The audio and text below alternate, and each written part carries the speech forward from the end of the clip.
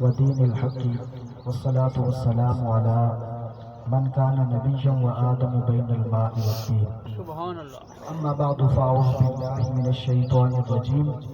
بسم الله الرحمن الرحيم. ما آتاكم الرسول فخذوه وما نهاكم عنه فانتهوا. صدق الله ومولانا العظيم. إن الله وملائكته يصلون على النبي يا أيها الذين آمنوا صلوا عليه وسلموا تسليما. الصلاة والسلام عليك يا سيدي يا رسول الله وعلى آلك وأصحابك يا سيدي يا حبيب الله. اللهم صل على سيدنا محمد وعلى آل سيدنا محمد. ہائے کس طرح وہ بازار سے گزرے ہوں گے، ہائے کس طرح وہ بازار سے گزرے ہوں گے، نام تک جن کا نہ آیا کبھی بازار کے ساتھ. ہائے کس طرح وہ بازار سے گزرے ہوں گے، نام تک جن کا نہ آیا کبھی بازار کے ساتھ.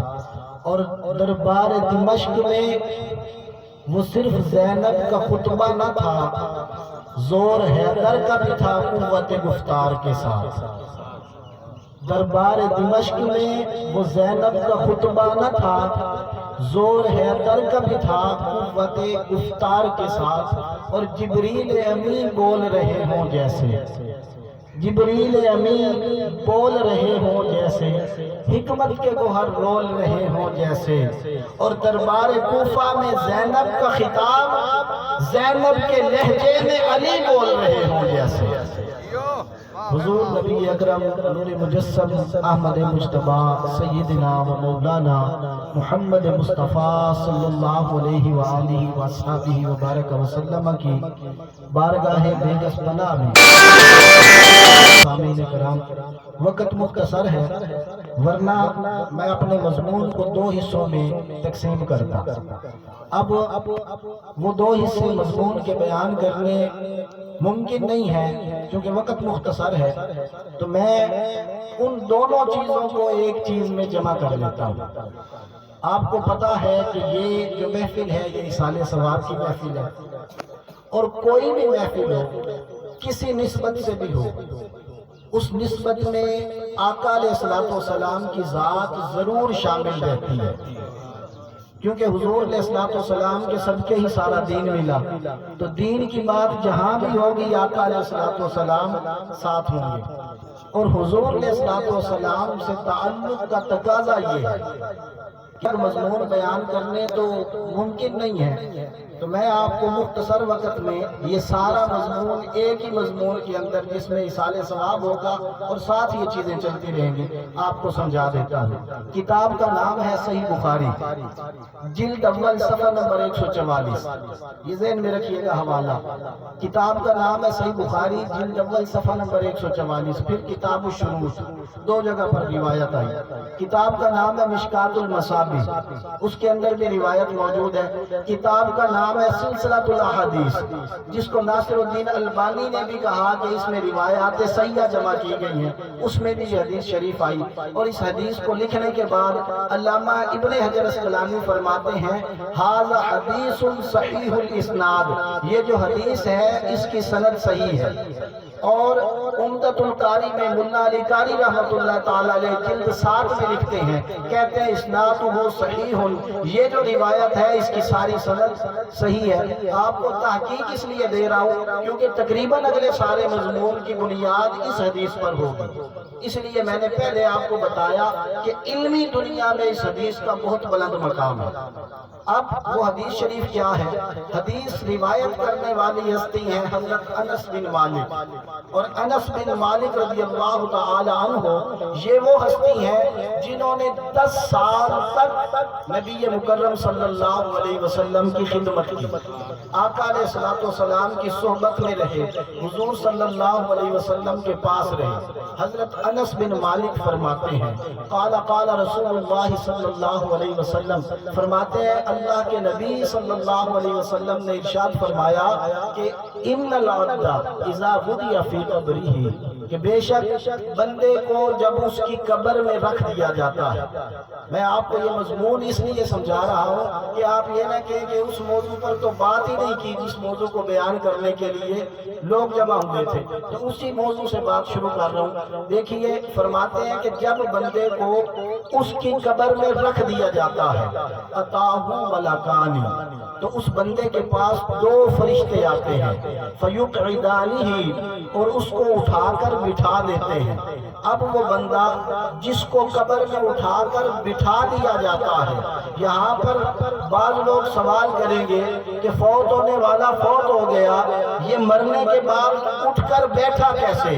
تو آئیے پہلے یہ دیکھ لیں، جو رب زندہ کرنے پر، بنانے پر اور مارنے پر قادر ہے، وہ مارنے کے بعد دوبارہ زندہ کرنے پر بھی قادر ہے۔ قرآن کی آیت ہے، اللہ تعالیٰ فرماتا ہے کیف تکفرون، بعض لوگ کہتے ہیں کہ مردے کا قبر میں زندہ ہونا یہ توحید کے خلاف ہے۔ میں کہتا ہوں اللہ کے بندو، اس کو تو خود اللہ نے اپنی توحید کی دلیل بنایا ہے، اور وہ بھی قرآن میں۔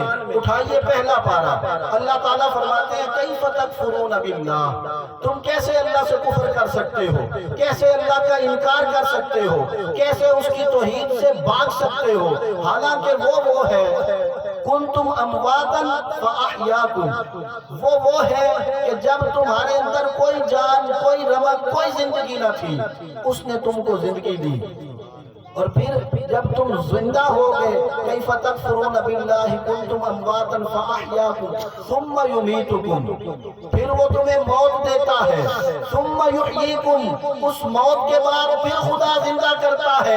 اللہ کہتا ہے مرنے کے بعد زندہ کرنا یہ شرک کی دلیل نہیں ہے، یہ تو خدا کی توحید کی دلیل ہے۔ اور آئیے میں آپ کو مختصر وقت میں قرآن کے حوالے دے دوں، کل کو کوئی بندہ اعتراض نہ کرے۔ اٹھائیے قرآن مجید فرقان حمید پہلا پارہ، اللہ رب العزت نے ارشاد فرمایا دیکھو کذالک یحیی اللہ الموتى ویریکم آیاتہ لعلکم تعقلون، مرنے کے بعد ایک مردے کو بنی اسرائیل نے زندہ کیا اور زندہ کر کے ان سے فرمانے لگا تم اللہ کا انکار کیسے کرتے ہو، دیکھو جب تم مر جاؤ گے اللہ ایسے زندہ کرے گا۔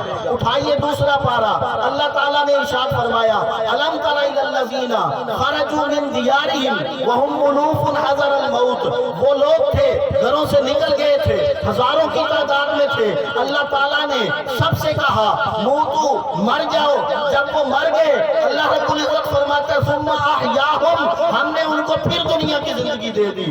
اٹھائیے تیسرا پارہ، اللہ رب العزت قرآن میں ارشاد فرماتا ہے اے ابراہیم اٹھائیے ان پرندوں کو اور کاٹ دیجئے، ذبح کر کے دور دور ان کو جسم کر دیجئے، اور پھر ان ٹکڑوں کو بلائیے، وہ ٹکڑے جب آواز سنتے ہیں تو حضرت ابراہیم علیہ السلام کے پاس زندہ ہو کے چلے آتے ہیں۔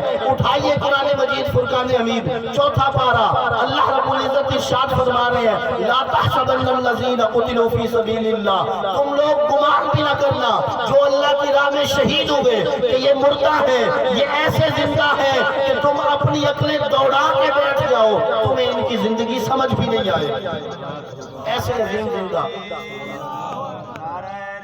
مردے کو مرنے کے بعد زندہ کرنے پر قرآن کی آیتیں گواہ ہیں۔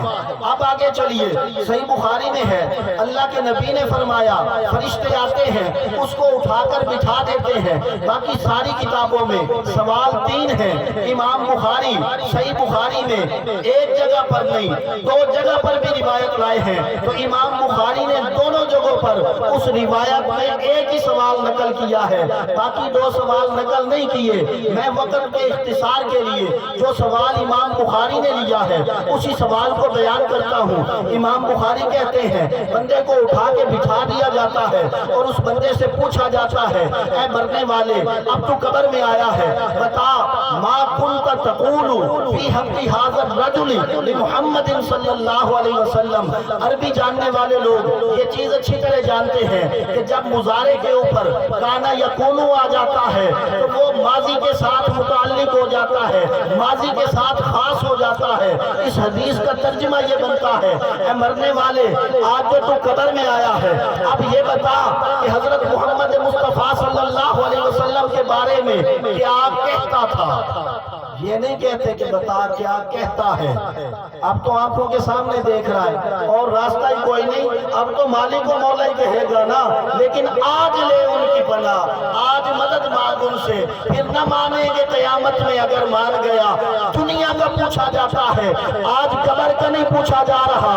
وہ سوال کرتے ہیں اے مرنے والے یہ بتا، جب تو دنیا میں جیا کرتا تھا، جب تو دنیا میں گھوما پھرا کرتا تھا تو کیا کہتا تھا کہ ہمیں جیسے بشر ہیں، یا یہ کہتا تھا کوئی مثل نہ ڈالر دی چپ کرنے والی اتھا جا نہیں ڈالر دی؟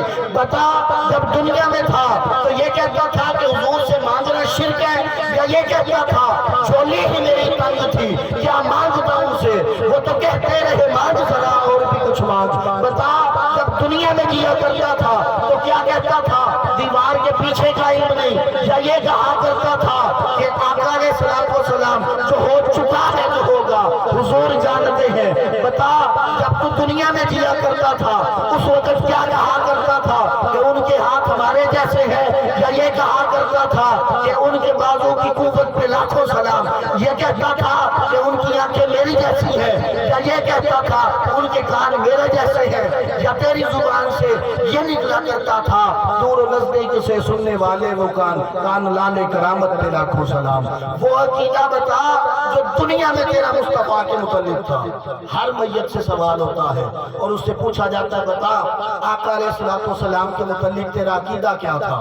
اب وہ مرنے والا یہ بھی کہہ سکتا ہے کہ میں نمازیں پڑھتا تھا، وہ یہ بھی کہہ سکتا ہے میں تبلیغ کرتا تھا، میں نے اتنے مدرسے بنائے ہیں، میں نے مسجدیں بنائی ہیں، میں نے لوگوں کو نماز اور وضو کے طریقے سکھائے ہیں، میں اسلام کی بڑی خدمت کر کے آیا ہوں، میں نے اسلامی حکومت میں بڑے کام کیے ہیں، میں نے دن اور رات اسلام کی خدمت کی ہے۔ فرشتے کہیں گے وہ ساری باتیں بعد میں، پہلے یہ بتا مصطفیٰ کے متعلق تیرا عقیدہ کیا تھا؟ اگر حضور کے متعلق عقیدہ درست تھا، نمازیں قبول ہیں، تبلیغیں قبول ہیں، مسجدیں قبول ہیں، مدرسے قبول ہیں، اور اگر مصطفیٰ کے متعلق تیرا عقیدہ درست نہیں تھا تو جا اپنی ساری کوششوں کو لے کر دوزخ میں چلا جا۔ حضور علیہ السلام کے متعلق عقیدے پر فیصلہ ہو جائے گا کہ جنت میں کس نے جانا ہے اور دوزخ میں کس نے جانا ہے۔ اب آئیے قرآن کیا کہتا ہے، میں آپ کو قرآن کی طرف لا رہا ہوں۔ قرآن کیا کہتا ہے؟ حضور کو ماننا ہے تو ایسے مانو جیسے اللہ نے فرمایا یا ایھا الذین آمنوا ادخلوا فی السلم کافۃ، اے لوگو اسلام میں پورے کے پورے داخل ہو جاؤ، شرم کرو، کچھ مکر و ریا سے کام نہ لو، یا اسلام پہ پورے چلو ورنہ اسلام کا نام نہ لو۔ اللہ رب العزت فرماتا ہے اسلام میں پورے داخل ہو جاؤ۔ اب اسلام میں پورے داخل ہونے کا مطلب کیا ہے اس توجہ سے سمجھیے گا۔ اللہ کے نبی صلی اللہ علیہ وسلم نے ما آتاکم الرسول فخذوہ وما نہاکم عنہ فانتہوا، جو کچھ تمہیں اللہ کے نبی نے دیا ہے وہ لے لو، اور جس چیز سے انہوں نے منع کیا ہے اس سے رک جاؤ۔ اب آئیے دیکھیے اللہ کے نبی نے دیا کیا ہے۔ حضور فرماتے ہیں ترکتکم فیکم الثقلین، میں تمہارے اندر دو عظیم چیزیں چھوڑے جا رہا ہوں۔ یا رسول اللہ وہ کون سی ہیں؟ اٹھا کے دیکھیے ابواب المناقب جامع ترمذی، اٹھا کر دیکھیے مشکات المصابیح، اٹھا کر دیکھیے امام نسائی کی سنن نسائی، اٹھا کے دیکھیے امام نسائی کی مناقب علی ابن ابی طالب، ان ساری روایتوں میں ہے آقا علیہ السلام نے ارشاد فرمایا تمہارے اندر دو چیزیں چھوڑ کے جا رہا ہوں، جب تک ان سے چمٹے رہو گے کبھی گمراہ نہیں ہوگے۔ یا رسول اللہ وہ کون سی چیزیں ہیں؟ فرمایا ایک اللہ کی کتاب قرآن ہے، دوسرا میری آل اہل بیت ہے۔ جب تک ان دونوں سے چمٹے رہو گے تب تک گمراہ نہیں ہوگے۔ جو کچھ حضور نے منوایا اس کو ماننا چاہیے۔ حضور کیا منواتے ہیں؟ دیکھیے 18 ذی الحجہ کا دن ہے، سارے صحابہ کا مجمع ہے، اور آقا علیہ السلام نے سارے صحابہ سے سوال کیا، اور سوال کیا تھا؟ آپ نے سوال کیا انا اولا بالمؤمنین من انفسہم، مجھے بتاؤ کیا میں ہر مومن کی جان سے زیادہ اس کا حقدار ہوں یا نہیں؟ عرض کی یا رسول اللہ کیوں نہیں؟ قالوا نعم، سارے صحابہ نے عرض کی یا رسول اللہ ہاں، آپ واقعتاً ہمارے جانوں سے بھی زیادہ ہمارے حقدار ہیں۔ آقا علیہ السلام نے فرمایا کیا میں ہر مومن کا ولی ہوں یا نہیں؟ یہ الفاظ ہیں، آپ اٹھا کے دیکھیں مناقب علی بن ابی طالب سنت امام نسائی کی کتاب، صحیح روایت۔ پوچھا فرمایا میں ہر مومن کا ولی ہوں یا نہیں؟ عرض کی یا رسول اللہ آپ ہیں؟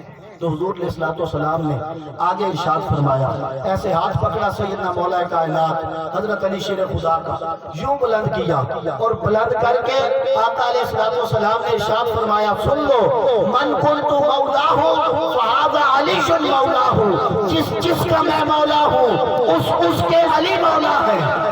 اب جس نے حضرت علی کو مولا مان لیا اس نے قرآن کو بھی مان لیا، اسلام کو بھی مان لیا، اس نے مصطفیٰ کو مان لیا، اور جس نے ان کی مولائیت کا انکار کر دیا اس نے قرآن کا بھی انکار کر دیا، مصطفیٰ کے فرمان کا بھی انکار کر دیا۔ ولی کل مومن، اب یہ اعلان سن لو کہ جتنے مومن ہیں ہر مومن کے ولی مولا نہیں ہے، اور جو ان کو ولی نہیں مانتا یا مولا نہیں مانتا سمجھ لو کہ محمد مصطفیٰ کو مولا نہیں مانتا۔ یہ آقا علیہ السلام اعلان کر چکے، آپ کا اعلان سن کے مومنین نے اس کو تسلیم کیا، ایمان والوں نے تسلیم کیا۔ میں تسلیم کرنے والوں کی بات کر کے اپنے مضمون کو 5-7 منٹ میں ختم کر رہا ہوں۔ تسلیم کر لیا، جب انہوں نے تسلیم کیا سب سے پہلے تسلیم کرنے والے کون تھے؟ وہ لوگ جو دفاع صحابہ کی تنظیمیں بنا کے بیٹھے ہیں۔ میری اس بات کو کان کھول کے سن لیں، میں حوالے دوں گا، میں آپ کو اہل سنت کی کتابوں میں دکھاؤں گا، آپ ماننے والے بنے، میں آپ کو یہ اعترافات دکھا دوں گا، لیکن خالی دفاع صحابہ کا نام لینے سے کوئی نہیں ماننے والا بنتا وہ کام کرے تب ماننے والا بنتا ہے۔ آؤ میں تمہیں بتاتا ہوں حضرت علی کرم اللہ تعالی وجہہ الکریم کو کس نے اپنا مولا کہا۔ جب یہ اعلان ہوا، اعلان مصطفیٰ سن کے سامنے شیخین کریمین تھے، حضرت سیدنا ابو بکر صدیق رضی اللہ تعالیٰ عنہ سامنے تھے، حضرت عمر فاروق اعظم رضی اللہ تعالیٰ عنہ سامنے تھے۔ یہ دونوں کہنے لگے یا علی جو، پہلا لفظ کیا بولا؟ یا علی جو، آج جو یا علی نہیں کہتا وہ دفاع صحابہ کا نام کیسے لیتا ہے؟ حضرت عمر نے اور حضرت ابو بکر صدیق نے فوراً کہا یا علی جو انت مولایا فی الدنیا والآخرہ، اے علی آپ ہمارے دنیا میں بھی مولا ہیں، آخرت میں بھی مولا ہیں۔ دنیا آخرت کے مولا تسلیم کیا۔ اب بتاؤ تم دفاع صحابہ کہاں تک لے کر جاؤ گے؟ تمہاری تنظیمات صحابہ کہاں تک جائیں گی اگر تم صحابہ کے نقش قدم پر ہو؟ آؤ حضرت علی کو تم بھی مولا مانو، آؤ حضرت علی کو ہر مومن کا ولی مانو، آؤ حضرت علی کو مشکل کشا مان لو۔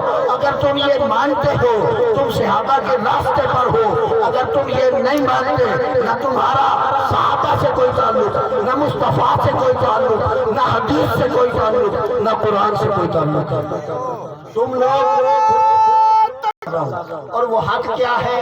وہ اہل سنت کی ساری کتابیں بولے گی۔ میں کتابوں کے نام لے دیتا ہوں، جس کو شک ہو گھر میں جا کر اٹھا لے، اگر نئی کتابیں تو میرے پاس آئے، میری تو عادت ہے میں جمعہ بھی کتابیں رکھ کے پڑھاتا ہوں، میرے پاس آ جائے میں کتابیں کھول کے دکھا دوں گا، حوالے سن لیں پھر بعد میں سنیں حق کسے کہتے ہیں۔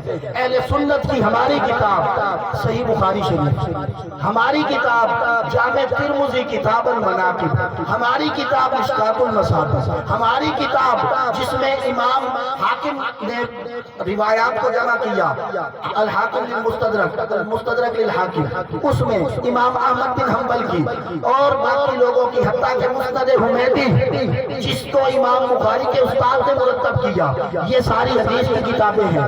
اب آؤ عقیدے کی کتاب عقائد نسبی اٹھا کر دیکھ لو، ملا علی قاری کی شرح بخاری کی، عمدۃ القاری اٹھا کے دیکھ لو، ابن حجر اسقلانی کی شرح بخاری اٹھا کے دیکھ لو، آؤ عقیدہ طحاویہ جو مدرسوں میں پڑھایا جاتا ہے اس کو اٹھا کر دیکھ لو، اور جو اردو دان ہے آؤ بہار بہار شریعت کو اٹھا کر دیکھ لو، ہماری 1400 سال کی تاریخ آ گئی، بہار شریعت تک اعلیٰ حضرت کے شاگردوں نے لکھا کیا ہے، حدیث بیان کی ہے۔ حضور علیہ السلام نے فرمایا العلی مع الحق والحق مع العلی، علی حق کے ساتھ ہیں، حق علی کے ساتھ ہے۔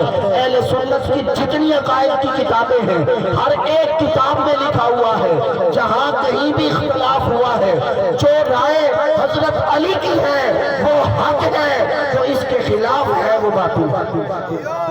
یہ حضرت علی کرم اللہ تعالیٰ وجہ الکریم کے حوالے سے لکھا ہوا ہے۔ ہمیشہ حق پر اور ذہن میں رکھیں، اس حق کا مطلب یہ نہیں کہ آپ تنقید سے صحابہ شروع کر دیں، برا بھلا کہنا شروع کر دیں کسی کو، برا بھلا۔ حضور علیہ السلام نے فرمایا من سب اصحابی فقط سبانی، جامع ترمذی ابواب المناقب میں اور صحیح بخاری میں روایت ہے، فرمایا جس نے میرے کسی صحابی کو گالی دی اس نے مجھے گالی دی۔ گالیاں دینے کا نام حب اہل بیت نہیں ہے، برا بھلا کہنے کا نام حب اہل بیت نہیں ہے۔ مولا کائنات کی ساری سیرت پڑھی ہے، ساری زندگی مولا کائنات نے کسی ایک بندے کو گالی دی ہو آپ نے؟ مولا کائنات حضرت علی شیر خدا کرم اللہ تعالی وجہ الکریم کے ماننے والوں نے آپ کے سامنے کسی کو گالی دی ہو؟ آپ روایت لے آئے جب امام اول، امام اہل حق، امام خلیفہ برحق سیدنا و مولانا مولا کائنات حضرت علی کرم اللہ تعالی وجہ الکریم، ان کی جو سیرت ہے وہ حق ہے اور اس سیرت سے ہٹ کے باطل ہے۔ ہمیں آج ان کی سیرت پہ رہنا چاہیے، ان کی سیرت رہنا ان کی محبت کی دلیل ہے، اور ان کی محبت میں یہ چیز ہے کہ انہوں نے ساری زندگی کسی کو گالی نہیں دی، گالی ہم بھی نہیں دیں گے۔ انہوں نے ساری زندگی اللہ کی رضا کے لیے قربانی دی، ہم بھی اللہ کی رضا کے لیے قربانی دیں گے۔ یہی دین ہے، یہی اسلام ہے، یہی حب اہل بیت اور یہی اعتقاد اہل سنت ہے، اس سے ہٹ کے اور کچھ نہیں ہے۔ دعا کرتے ہیں اللہ تبارک و تعالی ہماری حاضری کو قبول فرمائے اور ہمیں حق پر قائم و دائم فرمائے۔